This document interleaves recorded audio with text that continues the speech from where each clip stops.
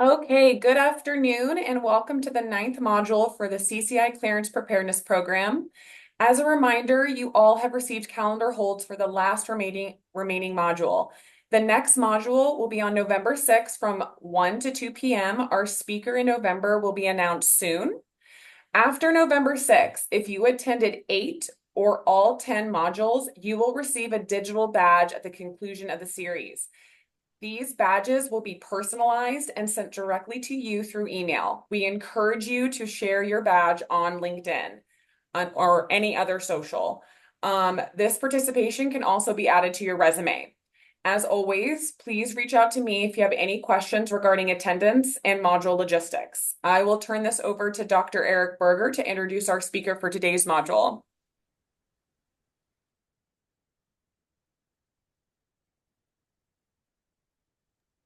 Eric, you're muted. My turn. There we go. But I heard Susan's laugh, so I know It we're good happens to there. the best of us, Eric. It happens to the best of us. Great. And before the questions come rolling in, if you've attended 9 of the sessions, you'll get a badge as well. So it is my great pleasure to introduce Susan Vitale, that someone who today is at Microsoft, so there is life after the government, and someone who had a rather storied career in naval intelligence, which for those who have studied the intelligence community, that's kind of where it all started, or the modern intelligence community. As promised, we had a lot on the mechanics of the clearance process, why you'd want to get one, what you can do with one. And we've got a bunch of people who actually go through the process, use it, and can talk about it. So with that, uh, in fact, I've got a question in my back pocket when we get down to the question parts. Great. That touches upon one thing we didn't talk about, which is your direct government service, your elected government service in the city of Chesapeake.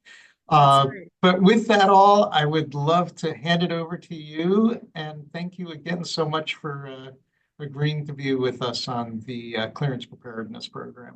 Well, thank you so much, Eric, and it is an absolute pleasure to be here. This is an exciting time. I think to be in college and to be coming into the workforce. There are so many opportunities now that for us to use clearances in today's environment, particularly around cybersecurity and other areas. So I'm absolutely overjoyed to be here today. I'm going to go ahead, and if it's all right with y'all, I have about 3 or 4 slides. Just I'm going to do a quick introduction of myself, a couple of kind of general, hey, here's what it means to have a clearance, here's what they're going to be looking for, because that's going to maybe stem some of our conversation. And then I am yours for questions and answers, and I can't wait, Eric. I'm like on pins and needles waiting to hear Great. about your questions.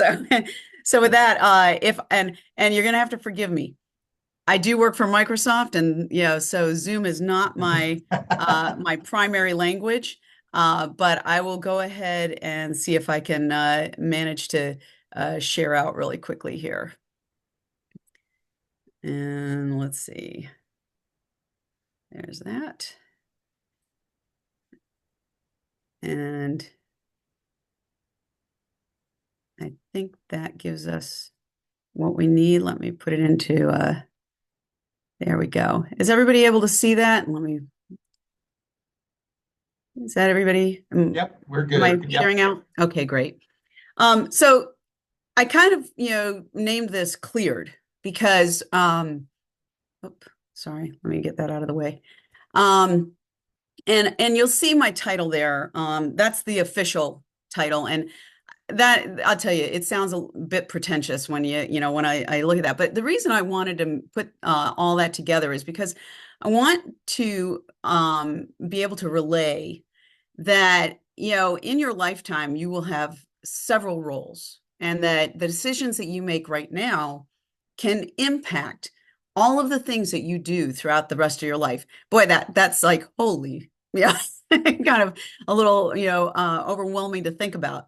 But it is something that, when I was in college, I wanted to, kind of keep in the back of my mind, and it has served me well.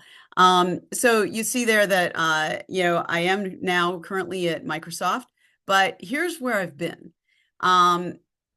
I was, went to school at RIT at Rochester Institute of Technology in Rochester, New York. Started out as a computer engineer and realized after about a year of that probably wasn't my passion, and that I really wanted to go into business. And so even though I was ROTC and I knew that I was going to have a long time before I'd use a business degree, I wanted to get that business degree. So I have an undergrad in accounting. I ended up getting my MBA while I was in the Navy at Toro University International, and then ended up spending 26 years in the United States Navy as a naval intelligence officer, and specializing in anti-submarine warfare as well as human intelligence. But the key here is that after all that, and deciding that computer engineering was not what was for me, I ended up at Microsoft after all that time. I also spent 4.5 years, as Eric pointed out, as a councilwoman for the second largest city in Virginia, which is Chesapeake, Virginia. And so, that too has played a role in how I look at information and how I share information. Some of my outside interests include family and obviously community advocacy and service, but also international travel. And so you can see I'm pretty well traveled. I've been to over 30 countries, just hit my 48th state last month with Montana. And I'm looking to hit those last two before too much longer. So that kind of gives you a little bit of background about me. Let's talk a little bit about what a security clearance is. First of all, it is an official determination that an individual may access classified information by the United States government. So, that's really a big part of this. It's national security information. It is information that if not handled properly, or if accessed by unauthorized individuals, could result in either significant grant. We have a lot of words that describe that grave detriment to the United States security of our country. So there's that part of it. So you have the clearance part where you are deemed able to maintain a clearance. But before you're ever going to see any classified information, you also have to have need to know. Need to know is what we base everything on when it comes to the cleared world. I've seen, folks that have been in high-ranking positions throughout the government, and feel that they need to know everything that's going on. And in fact, the reality is that they may not need to know. And so we do keep that information down to who actually needs it. When you're being processed for a clearance, the things that they're going to look for are character, judgment, and maturity required to be able to access classified information. So the way that you obtain a clearance is that an organization, whether it be a company like Microsoft, who has contracts with the federal government, or whether it's the federal government itself, that organization determines that you as an employee or a candidate for employment require the ability to access classified information in order to perform your job. And that is the only way that you can get a clearance, is if you require it in order to perform your duties. And the way that we go about that is you actually fill out what's called an form SF-86, and that has become an electronic form, and that's where you see the EQUIP. It's an electronic questionnaire for investigations processing. So let's talk about what they're going to look at when they determine eligibility in the federal government. There are 13 national security adjudicative guidelines. The first thing they're going to look at is your allegiance to the United States. Have you been involved with any groups that would advocate overthrowing the United States government. They're going to look at your foreign influence. One of the things that they will certainly look at, investigators will look at, is your foreign contacts.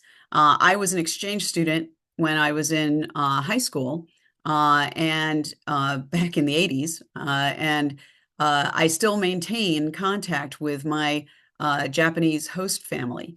I report that every year, every time I'm on I'm called to report in. I report that contact. So having that, in disclosing, and we're going to talk about that in a minute, is really important. Foreign preference, meaning, it has to do again with dual citizenship, things like that. Sexual behavior, and that I know sounds a little odd. They would actually, get into your sexual behavior. So, but the key here that we're looking at is, can you be blackmailed? Is there a way that if, there were some area of your life in which you did not want disclosed, would there be an opportunity for you to be blackmailed? That includes your personal contact, and your financial considerations. If you're having financial problems, if you're, in debt, and you can be perceived as a target to a, foreign actor that would seek to do harm to the United States and try to recruit you to betray your country. So, these are all things that they're looking at to be able to ensure that, you are a safe bet. Alcohol consumption, drug involvement, and substance abuse. These are things that, even though right now, and you will have an opportunity to disclose things in the past when you're filling out that SF-86. But the bottom line is that, that will be looked at and as a determination for your eligibility. Psychological conditions, criminal conduct, handling protected information. Have you ever, mishandled something like PII, personal identification information? And then your outside activities, again, are you a member of the Communist Party, or a party that may perhaps, not align to our United States activities? And then the use of information technology, so obviously that tends to also go in line with some of these other guidelines and factors. But those are the things that they're going to be looking at. Now, here's what my number one question I get is, if I use drugs, am I going to be completely ineligible in the future? I will tell you that, the adjudicator is using a whole person concept when they evaluate eligibility. So the thing that they're looking for is patterns, but then on the other hand, there could be one egregious issue that you have that may be something that kind of trips up the process. But generally speaking, they're looking at you as a whole person. Once you have your clearance, you actually do have to continue to report on your life, and you're held to a higher standard. That is something that I always want to talk about now, because a lot of people will think, well, that's okay, I got it. Once I get my clearance, I should be good to go. And nothing could be further from the truth. Once you decide that, you're going to go down this path to receive a clearance, there is absolute requirement that you then have to report any other areas of your life that include change in your personal status. For instance, getting married, adopting a child from a foreign country. Any foreign travel will have to be documented. As I mentioned before, foreign contacts. I constantly report that I still have a relationship with my Japanese host family. Any kind of substance abuse counseling. Obviously, the use of drugs and substances, illegal substances, is not allowed once you have a clearance. But any counseling that you may receive for that also has to be reported. Any loss or compromise of information is absolutely required. Obviously, any arrests, media contacts, financial problems, and again, outside activities. All those things are reportable, and you will be expected to and required to report. And one thing I will tell you is that you always want to self-report, whether this is in the investigation, initial investigation for your clearance, or it's in your continued reporting once you have a clearance. You never want the government to find out before you've had an opportunity to talk. So with that, those are the only slides I have. And I'm going to go ahead and stop sharing. If I can find the Zoom stop sharing. There we go. And I'm happy to take any questions at this point.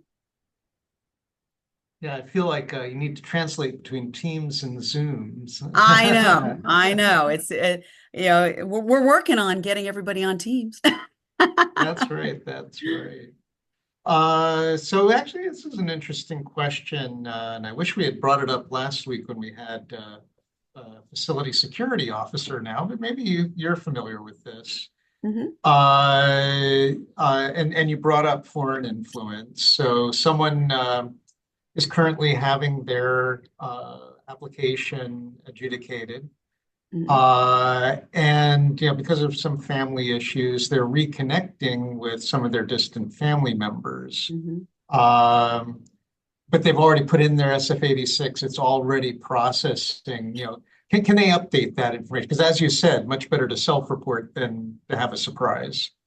Absolutely. Absolutely. At any time, you can go back to your, often they'll call the person a special security officer, or they'll, whatever the adjudication organization that, that to whom you first submitted the SF-86, always feel free to go back and say, hey, there's been a change. I need to update something. And they will be happy to do that. That's an easy peasy. They just do a very quick amendment, and it's easy. But yeah, Great. absolutely. Always don't wait for it to, come back. Always try to be on top of and be proactive with that. One thing I will add though is if for some reason, you meet with the investigator, and which you will do as part of the clearance process. And something has changed that and it may have just changed and you just haven't had a chance to reach out yet. That's what I would also say is the great time to, when you first meet them, say, hey, by the way, he or her, he or she, by the way, I do have a change since I filled out the SF-86. That's another way that you could go with that.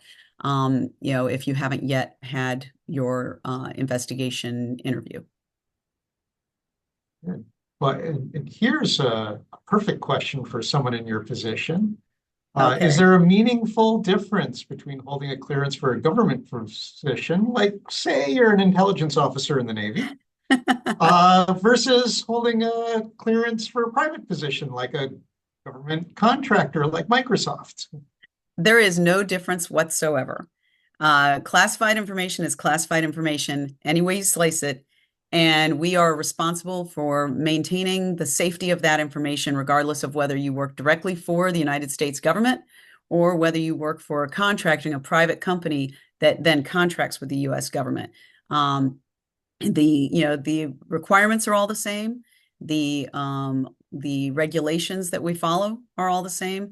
There may even be additional policies that your company ends up putting in place to ensure that there's additional safeguards there. But we all follow the same procedures and the same policies, the same regulations for the federal government. Yeah, that's right. It is, and in fact, it is the way the law is written. It's the worst of both worlds. That's right. You have to do everything we tell you to do, and if your organization has you do more, you got to do that too, Then you do as long that as it too. doesn't conflict. That's right. That's right. Um, so here's the thing, we do have a number of people in kind of this situation. Would someone be considered a risk to national security if they're supporting family members abroad? Not necessarily. Generally, and again, I'm going to sound what in the intelligence world, we have a habit of saying it depends a lot is the answer, because there's very few times out there that you can say categorically that this is the way it is.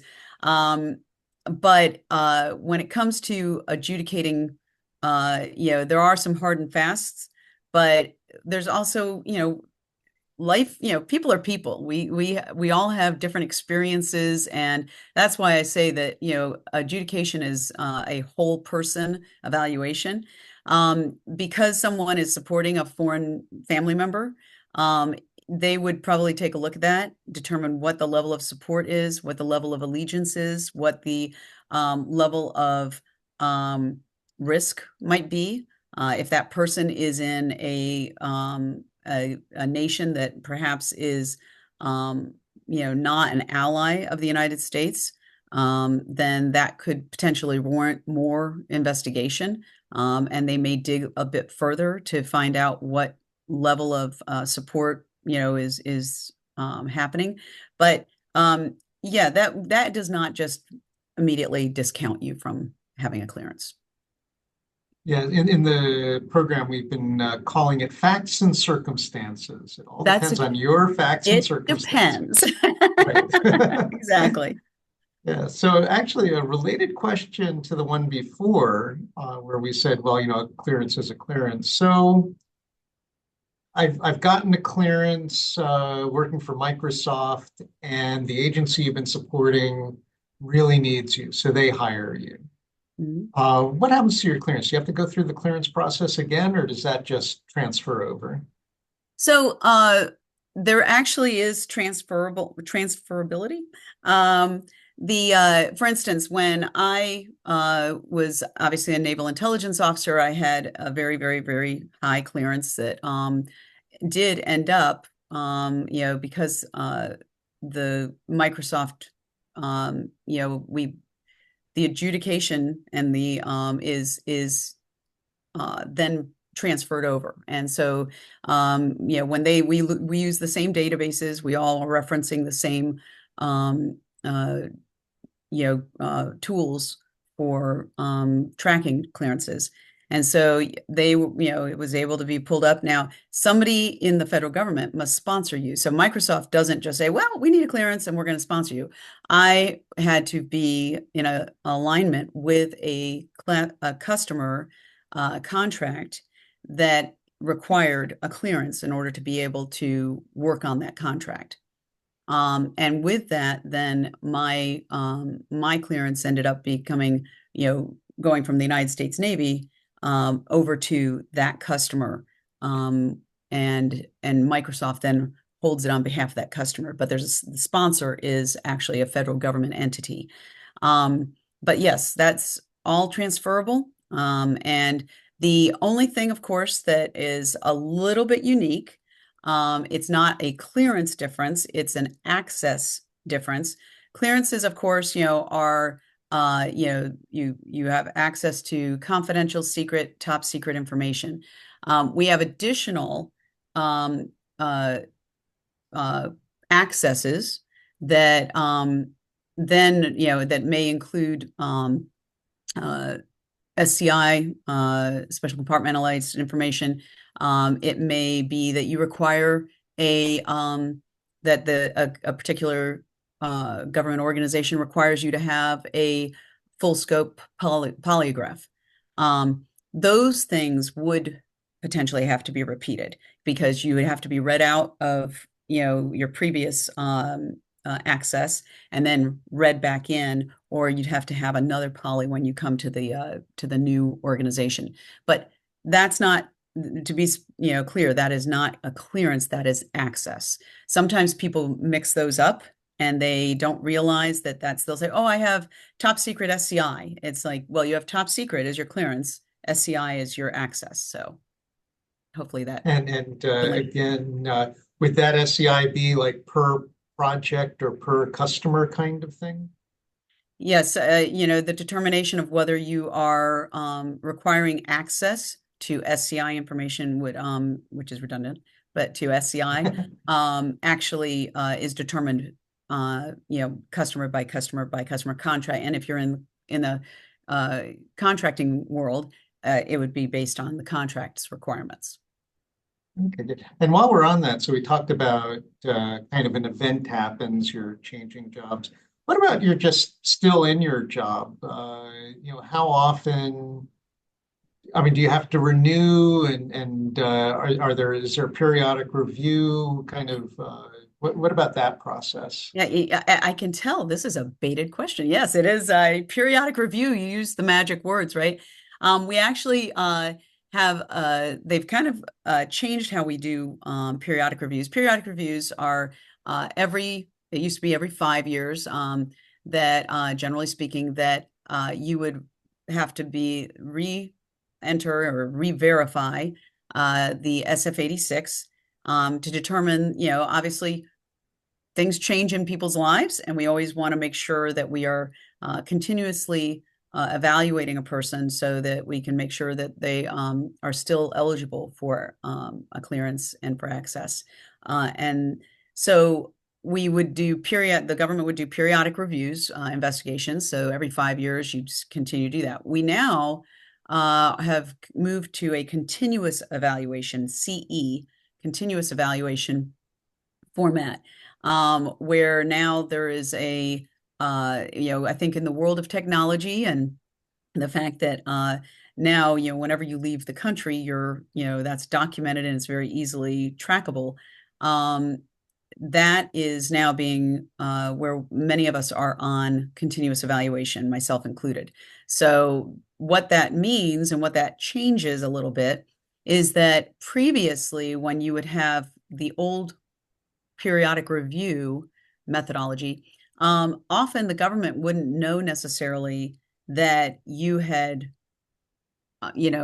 changed a piece of your, adjudication criteria until that 5 year period. And then they reinvestigate it and they would say, oh, okay, I see, you got married and, oh, wait a minute, you married, you didn't tell us that you married a foreign national. Or, oh, hey, wait a minute, we didn't realize that, we looked into it and now we see that you've left the country 4 times and you never reported that. Now, what the difference with continuous event evaluation is that it's constantly being flagged. So when I leave the country, theoretically, that is automatically getting flagged that I have now left the country. I'm going into a foreign country, and that process is documented. So what it means is that I need to be even more vigilant about pre-reporting. So in the past, if you left the country, God forbid there was a death in a family member overseas, and you just didn't think about reporting it, self-reporting because you were just trying to get to that, country as fast as you possibly could. Inevitably, when you came back, you might forget, you may not see it, and you report late. That may not necessarily show up until that 5 year period. Now, what happens is immediately there's notifications that are, hey, you left the country, what's going on here?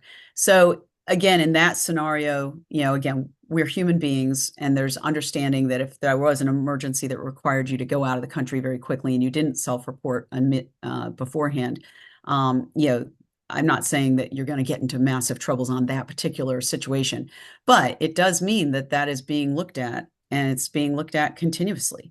And so, I think the other the other lesson from all this is that when you agree to have a clearance, when you decide that you are going to have a clearance, you are agreeing to a level of scrutiny on your lifestyle and on your life and on where you go and what you do and who you meet that the average person does not. And so, that's something that I don't think a lot of people realize when they first, decide, oh, I'm going to get a clearance and this is going to be great. And I'm going to, get to do all these really cool things. But, it definitely impacts what you can and cannot do, when you have a clearance. And so, especially now that it's kind of automated to some extent, I mean, so it's flagged. Do you lose your clearance right away because you left the country without reporting, or Yeah. what happens there? No, on a situation like foreign travel, you're probably not going to, end up getting an immediate, wait a minute, what are you doing? And you're going to lose your clearance. On the other hand, if you get a DUI, or you have been arrested for murder, yeah, you're going to end up having that information will get back probably pretty darn quickly because of the day and age we live in where electronic transmission is here. You will have your clearance put into abeyance. And that basically means that you haven't lost it because there's obviously processes that have to go through. Certainly, if you were then found innocent, not guilty of murder, then your clearance would be reinstated. But while you are going through a process like a felony charge, your clearance would be held in abeyance so that you don't have access until the situation is resolved. So rarely is it going to just be yanked immediately because that just, there are methods to do that where a organization, whether it's your contracting organization or whether it's the government, can immediately revoke and say you no longer have access, and that is done. I mean, and a good example of that is you're no longer with that company. If you end up getting laid off or fired, terminated for cause, the first thing that they're going to do is terminate your access to any kind of classified material. And that will go back into the database. And obviously then your clearance still is maintained for the time being, but your access is revoked. Okay, good, thanks. So, back to kind of the application process. We're looking at the whole person, we're looking at their friends. Let's say you had some sketchy friends and, social media is a thing. Would disconnecting, separating yourself from those people, would that help you, hurt you? What would it look like from the clearance process? I think that, again, from the whole person perspective, obviously it depends on the friend. If the friend is a drug dealer, and known criminal, then probably good to pull yourself away from that relationship because that is going to definitely impact your ability to get a clearance. It's kind of what your parents told you, your friends reflect on your own, behavior, whether we like it or not.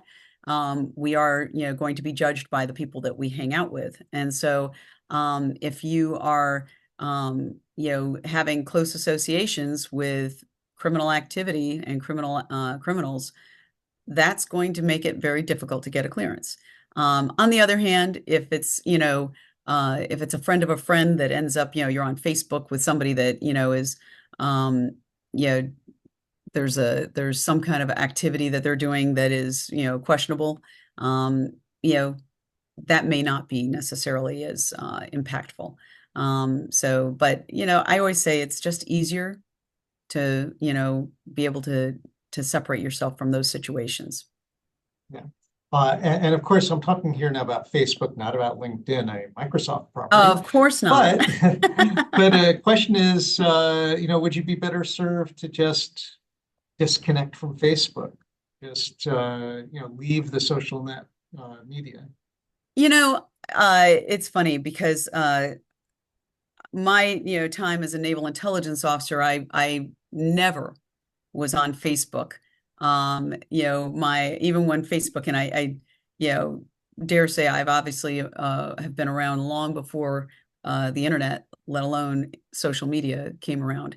But when social media did come around, I was a late adopter. I really did not have a Facebook account until I was probably in my 40s. And so that it's not realistic, I don't think, in today's day and age that we can say you're just going to disconnect from social media. Social media provides a wealth of opportunity, and when used properly and used responsibly, gosh, it's a powerful, wonderful tool.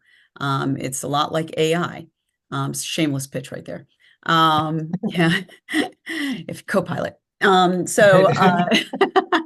But it's in how you use it, right? So I would not advocate saying that you need to disconnect yourself from social media. What I would say is you need to be very well aware of what you're putting on social media, because the first thing that any employer is going to do, and even if you want to say, let's not even talk about clearances, just from an employment standpoint, first thing they're going to do is look at your social, footprint and your media footprint.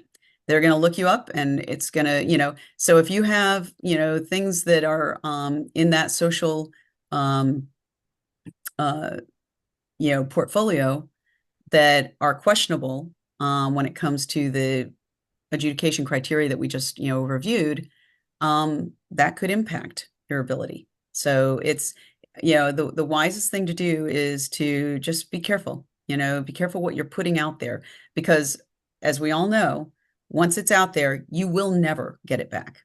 There is no getting it back. Once you have posted that picture, once you have it out there, even when you say, oh, I'm going to take it down, it's still out there.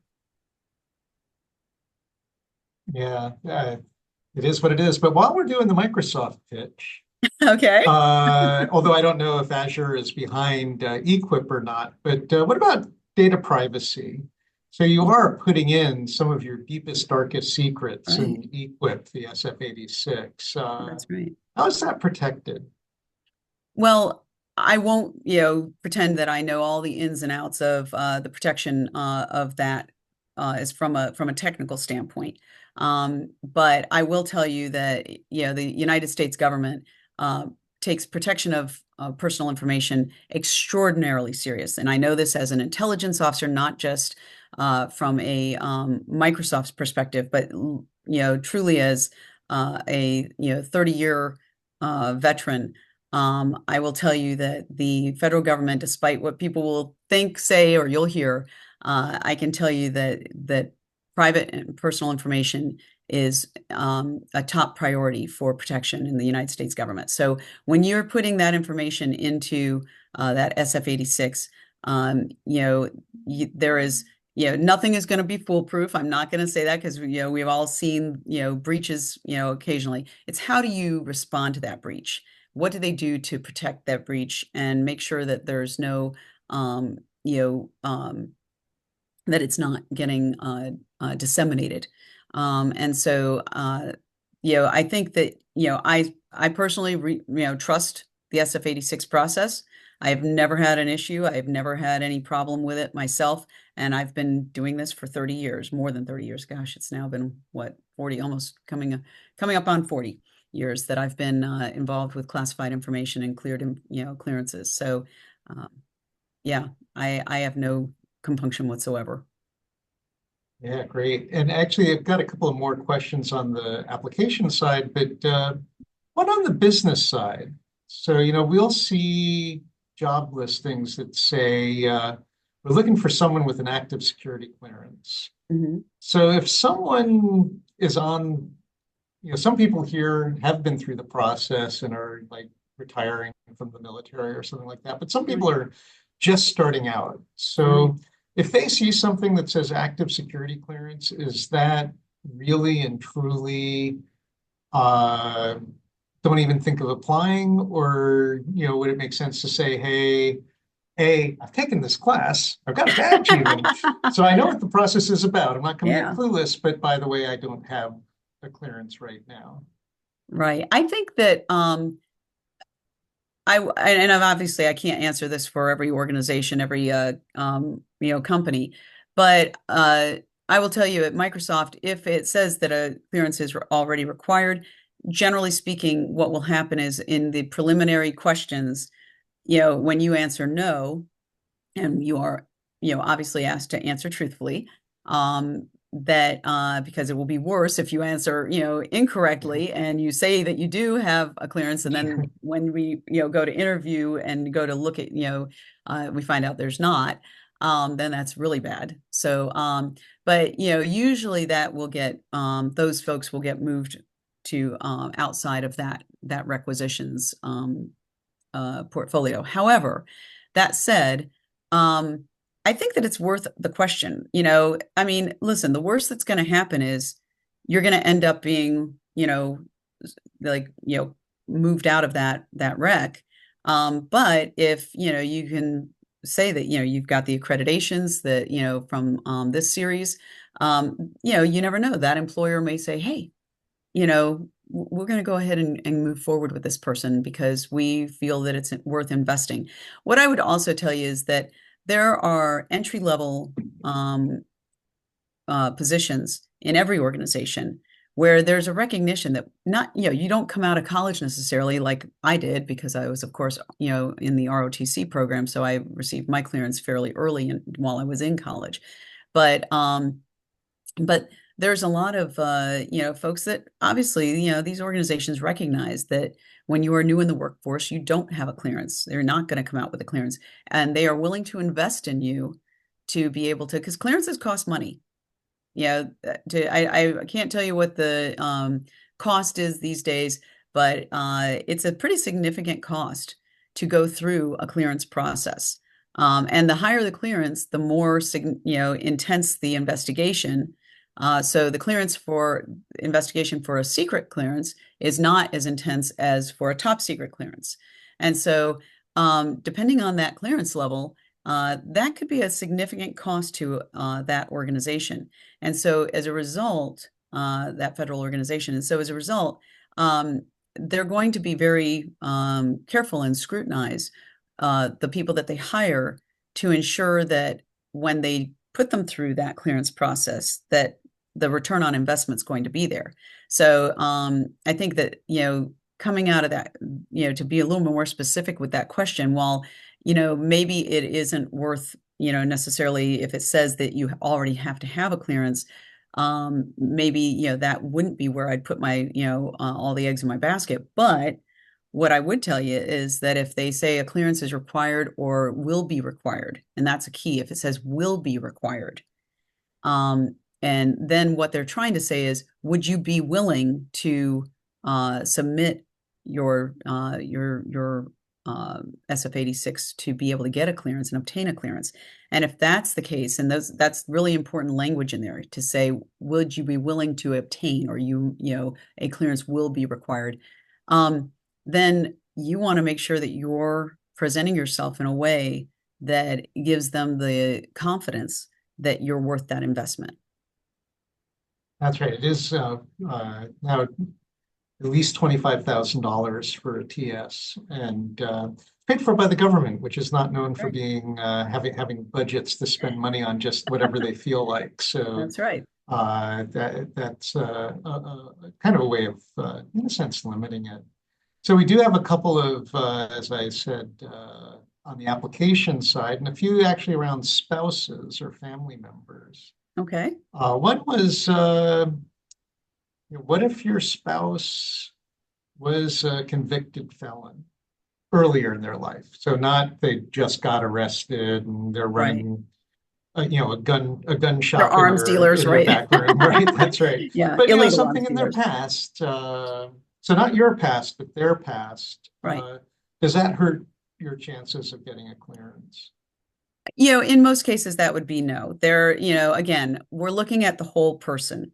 We're looking at, all the aspects of your life. And being married to someone who has had, criminal record, particularly depending on how long ago it was, depending on what the crime was, and, the activity now, is likely, if it's just a long time ago, it was a one-time thing, and there's now going to be, I wouldn't expect that would be a big concern.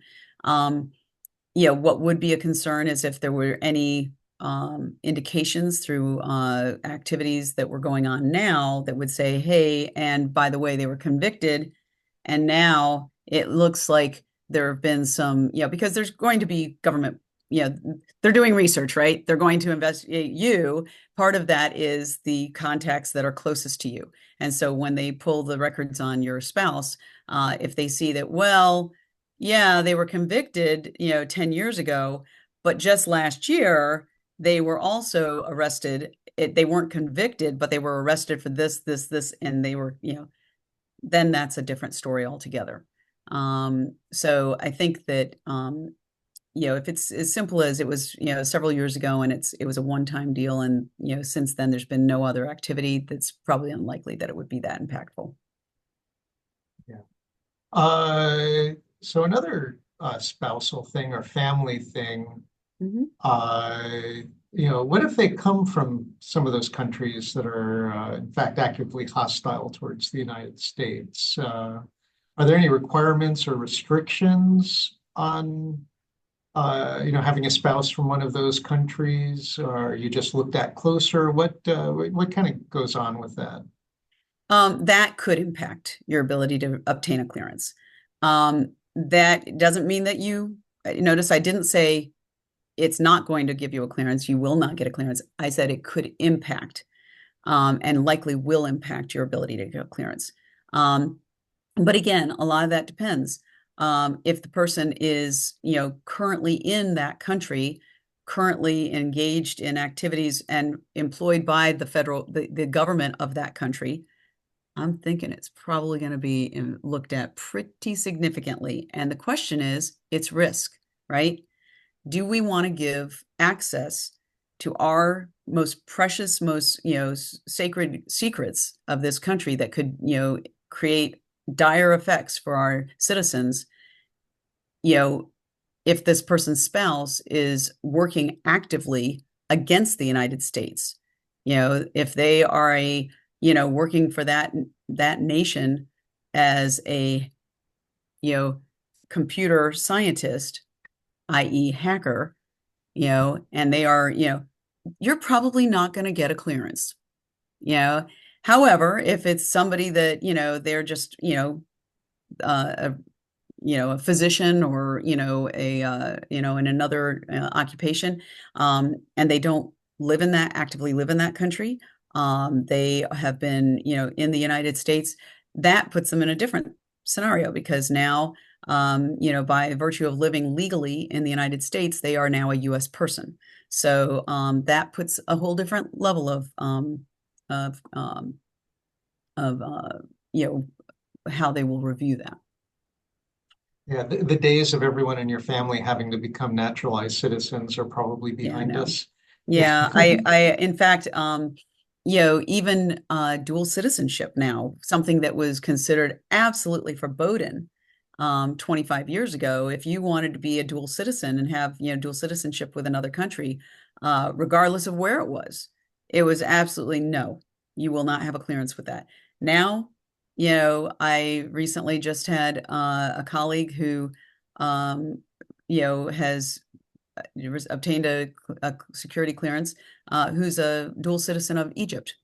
So, Hmm. it just really all depends. And I think that, the other piece of this is we are a much more global society now. Really it is, it's probably unrealistic to expect that, we're going to marry only US, citizens, and that we're going to, adopt children from US, soil, and that we're going to, have nothing to do with our relatives in a foreign country. It's just, it's just not the way we live these days. And so I think that the government recognizes that and has adapted to be able to adjust the criteria for that, and for all of those purposes. Yeah, so here's one. Let's say you've got a social media account and you've set it to private. Mhm.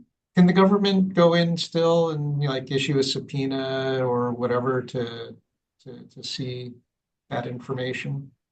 Well, obviously, the laws of privacy in this country are, well documented. Laws are laws. And so, yeah, if there is, information that, it'd be like going into your car. There has to be probable cause. There has to be, subpoenaed, of course, is, always potential. But, those are, you know, the areas that they would have to, you'd have to go through the normal law enforcement requirements. And so, I will tell you that, we have fought long and hard with law enforcement, with legal battles, to ensure that data that is stored in the cloud at least in Microsoft's cloud, remain private, and that so certainly law enforcement requirements can always impact that. But yeah, it's not something that you're just going to willy-nilly be able to say, well, they've got everything they need, because again, the federal government's very restricted. It's one of the benefits of living in the United States is that that's one of the rights that we have in living here is privacy. That's right. And a kind of reminder for the class when we went over the seeds, if someone asks you for your social media password or they ask to friend you to your private group, for two reasons, report it to your FSO. First, they might be asking you, would you report something in an awkward situation? Yep. Or they're just asking, which they're really not supposed to do, and they are supposed to get in trouble for it. So, or they're not who they say they are. Or they're not who they say they are. That's Right. That's true too. Yeah. So I guess I wanted to wrap up with kind of like a summary thing. What are kind of the most common challenges or obstacles that you've come across with people working for you in your organization when they're applying for a clearance or maintaining their clearance? And is there any suggestions for how to avoid those pitfalls? Yeah, I think obviously one of the ones that comes up the most is, I smoked pot, in the past. Is that going to preclude me from getting a clearance? And my the answer is it's not going to preclude you. Again, what was the proximity? How long ago was it? And is this something that you do? Because remember that even though marijuana has been legalized in many states, it is still not legalized at the federal level. And therefore, if you have a clearance, marijuana is not, marijuana consumption in any shape, form is not allowed. I think that's the number one question, is because it's become so pervasive across the country where people are like, well, but it's legal. But, that's one of the things you have to remember is it's not legal at the federal level. So I'd say that's probably the number one. I think that, DUIs have also been, somebody, obviously uses poor judgment. And, back when they perhaps were in college or, in high school, and they end up with a DUI, is that something that, could, preclude me from getting a clearance? And again, the same applies. It's kind of what we talked about. So I think those are the top two. My advice would be, if you're considering, a clearance and, employment that's going to require a clearance, I know it sounds trite, but just don't do drugs. Act responsibly. If that's something that is a big part of your life and you don't want to give it up, don't pursue a clearance. It will be incompatible. So my best advice is just, try to avoid those things that are going to create any kind of perception or potential for impact. And it makes life a lot easier when you're, filling out that SF-86. Great. Well, maybe we do have one more easy one, which is Okay. My favorite color, red. That's right. There you go. Red, no blue. Is well, in fact, you've been at Microsoft for a number of years. Do you have to resubmit the SF-86 or the EQIP? You used to back, and some still do. It depends on the type of continuous evaluation that you are on. I am on a continuous evaluation where I'm actively, my clearance is actively looked at all the time. And so I haven't had to submit an SF-86 in quite some time and probably won't. There are continuous evaluation, though, that some will have to periodically still submit that SF-86. But the nice thing about it is with EQIP now, back in my day, you kept, and in my desk drawer right here, I actually have a copy of a thick SF-86 that I have run off. that in hard copy, because you were going to have to repeat it all, and you were going to have to put it all and fill it all out again. With eQuip now, what's great about it is that your SF86 comes right up where you left off. You go through, you make some changes of anything that, whatever, hey, I moved and now I'm at this address, or I, ended up getting married and now I'm, putting that person's on there. So it makes it much, much easier now to update that SF86 because it's all electronically held and it's saved so that you don't have to start from scratch every single time. And believe me, sometimes you're going back, several years. And right now in college, it doesn't seem that hard, but when you've been a United States naval officer and you've lived all over and you've had to move several times, and you have to put down who was the neighbor that lived next to you in, 10, 15 years ago or whatever, you want to make sure that you have that information, and then you'll be happy that it's actually being saved in your eQuip. That's right. That's right. That's one of the goals we have, is especially for like undergraduates that might go for a semester abroad. You can go on a semester abroad and you can meet people and all that. Just write it down and so that you can remember when you fill it out. That's right. That's right. Yeah. Well, Susan, this was wondering, any parting words or No, encouragement? thank you so much for having me today. This was it's always wonderful to be able to participate in these kind of roundtables, and I'm certainly happy to, if there's any questions that come up afterwards, Eric, I know you have my contact. Certainly, I'm happy to Mhm. always, and Kendall does as well. Always happy to answer to anything through email. Well, thank you so much, and thank you so much for your time today. Kendall, do you have any closing comments? Other than just a huge thank you, Susan. I really appreciate you taking the time, and I'm sure the students really appreciate it as well. My pleasure. And we hope we can work with you again. And to the students, we hope to see you guys in November for the last and final module of this cohort. Thank you all again. Thank you. Thank Take care. you. Yeah, bye. Bye.